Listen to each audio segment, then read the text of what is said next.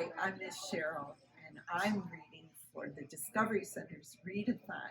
I'm looking for your support for this wonderful, magical place. And the book that I'm going to read today is Stone Soup. So I'm here at the Plum Dragon Diner, where there's pots and pans and lots of things to put in a pot of soup. But there's something very special about this book because this year we're also partnering with Tri-Cities Opera, who will be here on May 21st for our book fest. And there's Stone Soup, an old tale told and pictured by Marcia Brown. I remember this book when I was a kid, and it's all about cooperation and community. Three soldiers trudged down a road in a strange country. They were on their way home from the wars. Besides being tired, they were very hungry. In fact, they had eaten nothing for 2 days. I would be hungry too. How I would like a good dinner tonight, said the first. And a bed to sleep in, said the second. But all that is impossible, said the third. We must march on. On they marched. Suddenly, ahead of them, they saw the lights of a village. Maybe we'll find a bite to eat there, said the first. And a loft to sleep in, said the second. No harm in asking, said the third. Now the peasants of that place feared strangers.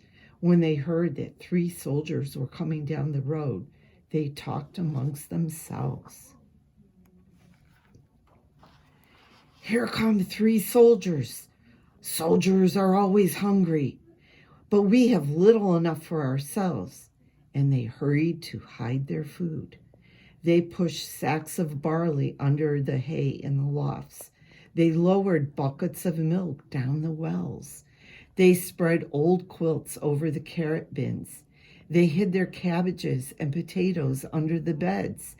They hung their meat in cellars. They hid all they had to eat. And then they waited.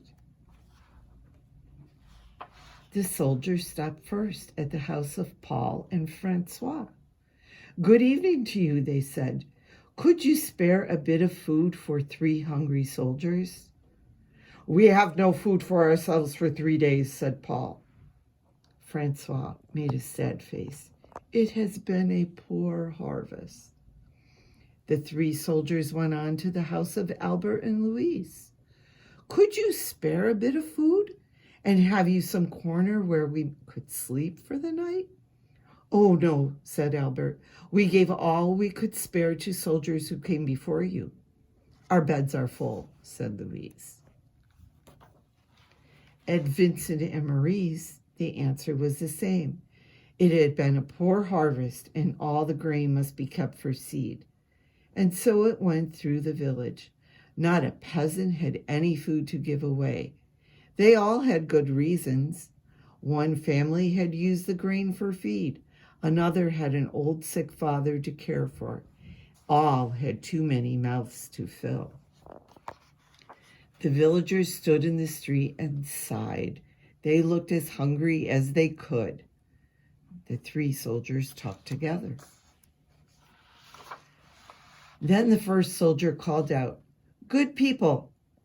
The peasants drew near. We are 3 hungry soldiers in a strange land. We have asked you for food, and you have no food. Well then, we'll just have to make stone soup. The peasants stared. Stone soup? That would be something to know about. First, we'll need a large iron pot, the soldiers said. The peasants brought the largest pot they could find. How else to cook enough? That's none too large, said the soldiers, but it will do. And now water to fill it and a fire to heat it. It took many buckets of water to fill the pot. A fire was built on the village square and the pot was set to boil. And now, if you please, 3 round, smooth stones. Those were easy enough to find. The peasants' eyes grew round as they watched the soldiers drop the stones into the pot. Any soup needs salt and pepper, said the soldiers as they began to stir. Children ran to fetch salt and pepper.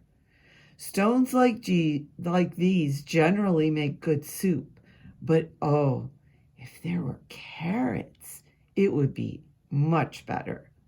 Why, I think I have a carrot or two, said Francois, and off she ran. She came back with her apron full of carrots from the bin beneath the red quilt. A good stone soup should have cabbage, said the soldiers as they sliced the carrots into the pot. But no use asking for what you don't have. I think I could find a cabbage somewhere, said Marie, and she hurried home. Back she came with 3 cabbages from the cupboard under the bed. If only we had a bit of beef and a few potatoes, this soup would be good enough for a rich man's table. The peasants thought that over. They remembered their potatoes and sides of beef hanging in the cellars. They ran to fetch them. A rich man's soup, all from a few stones. It seemed like magic. Ah, sighed the soldiers as they stirred in the beef and potatoes. If only we had a little barley and a cup of milk, this soup would be fit for the king himself. Indeed, he asked for just such a soup when he last dined with us. The peasants looked at each other. The soldiers had entertained the king? Well, but no use asking for what you don't have, the soldiers sighed. The peasants brought their barley from the lofts. They brought their milk from the wells. The soldiers stirred the barley and milk into the steaming broth while the peasants stared. At last the soup was ready. All of you shall taste, the soldiers said, but first a table must be set. Great tables were placed in the square, and all around were lighted torches. Such a soup! How good it smelled! Truly fit for a king. But then the peasants asked themselves, would not such a soup require bread and a roast and cider? Soon a banquet was spread, and everyone sat down to eat.